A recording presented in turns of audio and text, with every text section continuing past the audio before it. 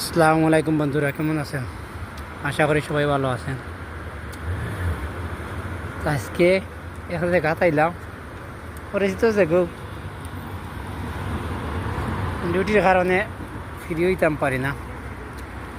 একটা গ্রাম সাইডও আইছি, একটা গ্রাম সাইডও যে কত সুন্দর একটা রাউন্ড দিছে, দেখো পানি ভর্তি আছে। সাম তাকে এটক ভিতরে আইসা মঙ্গল দুহার জায়গার নাম।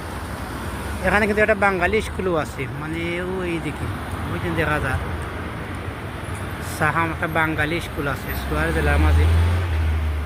সাহাম থানাত বাঙালি স্কুলটা, সুয়ার জেলার মধ্যে আর কোনো জায়গাত বাঙালি স্কুল নাই।